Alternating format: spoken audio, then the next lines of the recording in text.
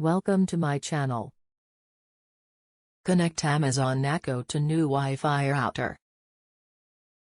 Before we start the process, make sure your new router is all set up and working. Next, you need to know its SSID and password too. Connect your phone or iPad that has Alexa app to this new Wi-Fi router. You can do that by going to the Wi-Fi and selecting the new Wi-Fi router SSID. Type its password and you will be connected. Open the app and type your email and Amazon password, if it asks you to sign in. Once you log in into the app, tap the menu option. Then go to Settings, Device Settings. Then you need to select the Echo device that currently says offline. In your Echo settings you will see the option Wi-Fi network. Just beside it is an option Change. You simply just need to click on that.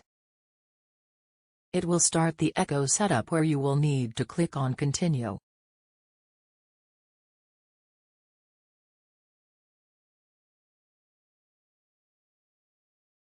Now, make sure your Echo is plugged in while you attempt this.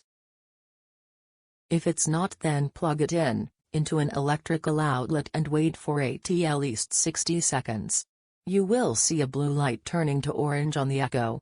So, accordingly click on Continue or don't see orange light option.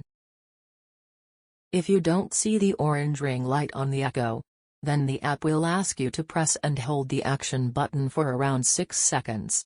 Once the light changes from blue to orange, click on Continue option. On the next window, the app will ask you to connect your iPad/phone to the Amazon 30 network name. For this, simply press Home button on your phone and go to Settings, Wi-Fi, connect to Amazon 30. Now, exit the settings and come back to the Alexa app again and press Continue.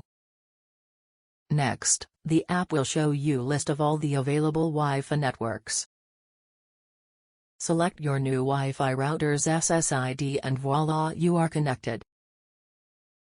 You can start using your Amazon Echo as usual.